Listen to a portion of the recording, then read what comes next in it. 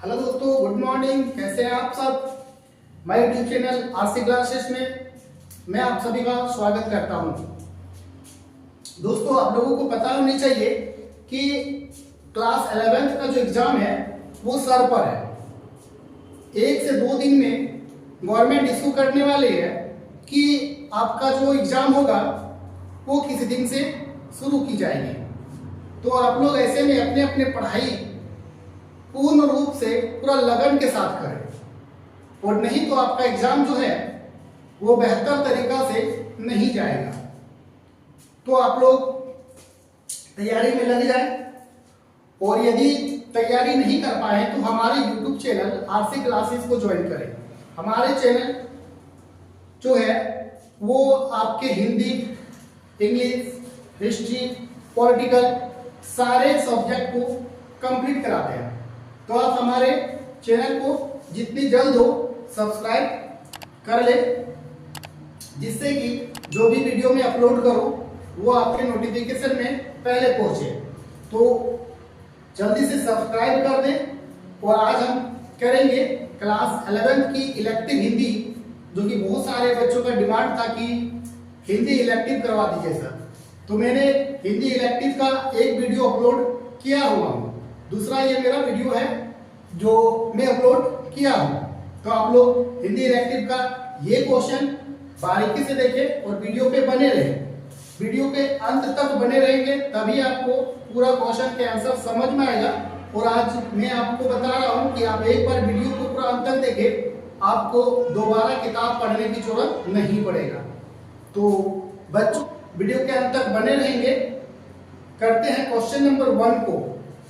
Question number 1 कह रहा है, दोपहर के भोजन कहानी का मुख्य पात्र होनी चाहिए। यहाँ पे मुख्य पात्र सिद्धेश्वरी के छोटे लड़के का क्या नाम था? दोस्तों, बताना है कि जो दोपहर के भोजन कहानी है उसका जो मुख्य पात्र है सिद्धेश्वरी, उसका जो छोटा लड़का था उसका क्या नाम था? तो आप लोगों ने यदि कहानी नहीं पढ़ी है तो कहानी को पढ़ ले। उनकी जो छोटा बेटा था उसका नाम था प्रमोद। उसका जो छोटा बेटा था उसका क्या नाम था? प्रमोद था। तो आप याद रखेंगे सिद्धेश्वरी का छोटा बेटा का नाम क्या था? प्रमोद था। और चैप्टर का जो नाम है वो है दोपहर का भोजन। दूसरा जो क्वेश्चन है कि माँ बाप मर जाने के बाद हामिद की परवरिश कौन करता है? माँ बाप की मृत्यु हो जाने के बाद हामिद की परवरिश जो है वो कौन करता है, बताना है। ऑप्शन ए कह रहा है दादा, ऑप्शन बी कह रहा है बाबा, ऑप्शन सी कह रहा है दादी, और ऑप्शन डी कह रहा है चाचा। तो आपको बताना है कि हामिद के माँ बाप की मृत्यु के बाद उसकी जो परवरिश है किसने किया था। तो मैं बता दूं दोस्तों, उसकी जो परवरिश है चैप्टर पढ़ोगे तो पता चलेगा कि उसकी दादी ने उसका परवरिश किया था। क्वेश्चन नंबर 3 पे चलते हैं। मुक्ति बोध का पूरा नाम क्या था? मुक्ति बोध का पूरा जो नाम है वो क्या था? उसका जो पूरा नाम था, ऑप्शन ए कह रहा है गजानन माधव था, माधव कुमार था, सी ऑप्शन कह रहा है गजानन महेश था, और डी ऑप्शन कह रहा है माधव कुमार था। माधव कुमार दो ऑप्शन हो गया है। कुमार को एक काट करके हम साफ कर देते हैं। तो दोस्तों बताना है कि कौन सा जो नाम है वो मुक्ति बोध का पूरा नाम था। मुक्ति बोध का पूरा नाम था। तो मुक्ति बोध का जो पूरा नाम था वो नाम था गजानन माधव मुक्ति बोध। तो ये याद रखना है आपको, पूछा जाता है, पूछा गया 2019 में ये क्वेश्चन पूछा गया है। उसके बाद क्वेश्चन नंबर 4 है, खाना बदोश कहानी के अनुसार भट्टे पर सबसे खतरे वाला काम क्या था? खाना बदोश कहानी जो है उस कहानी के अनुसार से बताना है कि भट्टे पे काम करने का सबसे खतरा वाला काम क्या था। तो सबसे खतरा वाला काम क्या था? ईंट पाथना, यानी ईंट की जो बनाया जाता है वो प्रक्रिया, मतलब वो ज्यादा हार्डली काम था क्या। फिर कह रहा है मोरी पे काम करना, यानी चिमनी जो भट्टी लगाया जाता है उस पे चढ़ के जो कोयला वगैरह डालने वगैरह का जो काम होता है तो वो काम था। या चिमनी पर चढ़ना, चिमनी जो खड़ा होता है या उस पे है ना, और भट्टे से ईंट निकालना, या भट्टे जब ईंट पक जाता है तो ईंट निकालना। कौन सा काम बहुत कठिन यानी खतरनाक माना जाता है? तो मोरी पर चढ़ना, जलते हुए मतलब जो होता है उसमें चूल्हे पे कोयला वगैरह डालेंगे, बहुत मतलब कि हार्डली काम होता है। तो ये मोरी पर काम करना ही सबसे हार्डली काम था। क्वेश्चन नंबर 5 कह रहा है गूंगे कहानी में किसके प्रति समाज में व्याप्त संवेदनहीनता को दिखाया गया है। गूंगे कहानी में किसके प्रति समाज को लेकर के सबसे ज्यादा संवेदनहीनता को दिखाया गया है। तो संवेदनहीनता, संवेदन होना चाहिए, संवेदनहीनता उसका अपोजिट वर्ड्स है। तो दिव्यांग के ऊपर, किसान के ऊपर, शिक्षक के ऊपर या मजदूर के ऊपर, इन चारों में से आपको बताना है कि किसके ऊपर ज्यादा संवेदनहीनता को दिखाया गया है। तो संवेदनहीनता देखा जाए तो दिव्यांगों के ऊपर दिखाया गया है, यानी कि चैप्टर में बताया गया है। क्वेश्चन नंबर 6 क्या कह रहा है, रमेली, रमेली किसकी रचना है। रमेली जो है वो रचना किसकी है आपको बताना है। तो रमेली जो रचना है वो रचना है आपका कबीर का। वो रचना किसका है, कबीर का है। तो आप याद रखें कबीर का ही ये रचना है रमेली। क्वेश्चन नंबर 7 क्या कह रहा है, कबीर का जन्म माना जाता है। कबीर का जन्म माना जाता है, आपको बताना है कि कबीर का जन्म कब हुआ था, कहने का यही मतलब है। तो लगभग उसका क्या माना जाता है, ए ऑप्शन है 1300 ईस्वी, बी ऑप्शन है 1455, सी ऑप्शन है आपका 1350 और डी ऑप्शन है आपका 1398। तो आपको बताना है कि कौन सा राइट आंसर होगा। इसका जो राइट आंसर होगा दोस्तों वो ऑप्शन होगा आपका ए नंबर। ए नंबर जो है ये राइट आंसर है, 1300 ईस्वी कबीर का जन्म माना जाता है। दोस्तों जो नेक्स्ट क्वेश्चन है वो नेक्स्ट क्वेश्चन है सुमित्रा नंदन पंत का जन्म कब हुआ था। सुमित्रा नंदन पंत का जन्म कब हुआ था। दोस्तों मैं बता दूं कि आपका 1 से 2 राइटर का जो जन्म है और जन्म कब हुआ है, क्या कहां हुआ है, ये पूछेगा ही पूछेगा। और दूसरी कि इस चैप्टर का नाम दिया हुआ रहेगा और उसके राइटर पूछेगा, चाहे वो पोएम से हो सकता है या फिर अध्याय से, आपका कोई भी अध्याय ले सकता है। और उसके बाद आपको पूछेगा कि ये चैप्टर किसने लिखा। तो 4 ऑप्शन होगा, आपको एक ऑप्शन टिक करना है। तो आप सारे चैप्टर के जो राइटर है उसको जरूर याद कर ले, क्योंकि 3 से 4 क्वेश्चन आपका वहीं से रहने वाला है। तो सुमित्रा नंदन पंत का जो जन्म है कब हुआ था।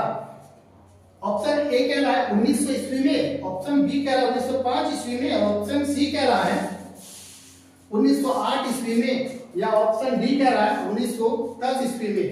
तो उसका जो राइट आंसर होगा वो होगा ऑप्शन नंबर ए, 1900 ईस्वी माना जाता है, या 1900 ईस्वी में हुआ था। तो चलते हैं क्वेश्चन नंबर 9 की ओर। दोस्तों करते हैं क्वेश्चन नंबर 9। क्वेश्चन नंबर 9 कह रहा है टॉर्च बेचने वाला किस ब्रांड की टॉर्च बेचता था। टॉर्च बेचने वाला किस ब्रांड की टॉर्च बेचता था। तो टॉर्च बेचने वाला कौन सा ब्रांड की टॉर्च बेचता था। ऑप्शन ए है सूरज नाम का, ऑप्शन बी है मुर्गा छाप का, ऑप्शन डी है, ऑप्शन सी है बंदूक छाप का, ऑप्शन डी है हिरन छाप का। बताना इनमें से कौन सा छाप था जो टॉर्च बेचने वाला बेचता था। तो दोस्तों ऑप्शन नंबर ए जो होगा सूरज छाप, यही टॉर्च बेचने वाला प्रचार कर करके बेच रहा था। तो सूरज छाप जो टॉर्च था यही वो उसका ब्रांड था। क्वेश्चन नंबर 10 कह रहा है कबीर ग्रंथावली पुस्तक की रचना किसने की। कबीर ग्रंथावली पुस्तक की रचना किसने किया था। तो पहला ऑप्शन है श्याम सुंदर दास, बी नंबर ऑप्शन है हजारी प्रसाद द्विवेदी, सी नंबर ऑप्शन है रामचंद्र शुक्ल और डी नंबर ऑप्शन है महावीर प्रसाद द्विवेदी। तो बताना इन चारों में से कौन सा आंसर होगा। कबीर ग्रंथावली पुस्तक की रचना किसने किया था। तो इसका जो राइट आंसर होगा वो होगा ऑप्शन नंबर ए श्याम सुंदर दास, जिन्होंने ये पुस्तक की रचना किया हुआ था। क्वेश्चन नंबर 11 कह रहा है प्रकृति का सुकुमार कवि किसे माना जाता है। प्रकृति का सुकुमार कवि किसे माना जाता है ये बताना है। तो प्रकृति का सुकुमार कवि किसे माना जाता है, इसका पहला ऑप्शन है Sumitra Nandan Pant, B number option है Mahadevi Varma, C number option है नागार्जुन और डी नंबर जो ऑप्शन है वो है धूमिल।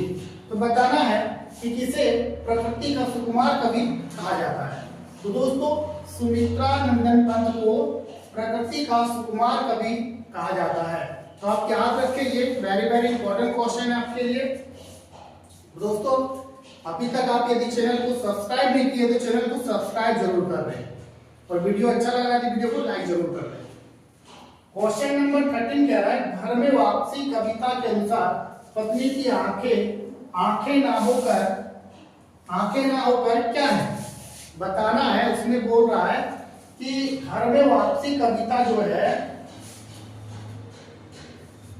इसके अनुसार पत्नी की आंखें ना होकर क्या है, उसमें क्या बताया गया, आंखें का अर्थ कुछ अलग बताया गया है। तो बताना है वो क्या है। पहला ऑप्शन है, ए नंबर कह रहा है कान है, बी नंबर कह रहा है हाथ है, सी नंबर कह रहा है कंधे है या डी नंबर कह रहा है पैर है। क्या है वो आंखें ना होकर के क्या है। तो दोस्तों इसका जो राइट आंसर होगा वो होगा option number B. Option number B जो होगा हाथ, इसका राइट आंसर होगा।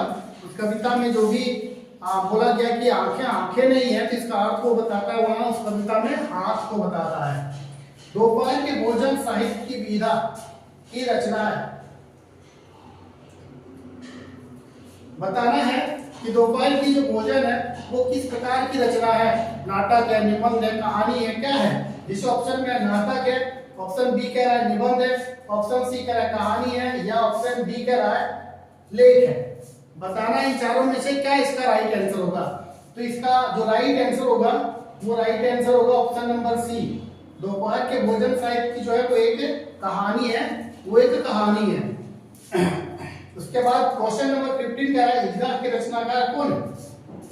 ईदगाह जो चैप्टर है उसका जो रचनाकार है वो कौन है ये बताना है। तो ऑप्शन कह रहा है अमरकांत, ऑप्शन बी कह रहा है प्रेमचंद, ऑप्शन सी कह रहा है धूमिल और ऑप्शन बी कह रहा है मुक्तिबोध। तो बताना इसका राइट आंसर क्या होगा। इसका राइट जो आंसर होगा तो राइट आंसर होगा आपका प्रेमचंद इसका राइट आंसर होगा।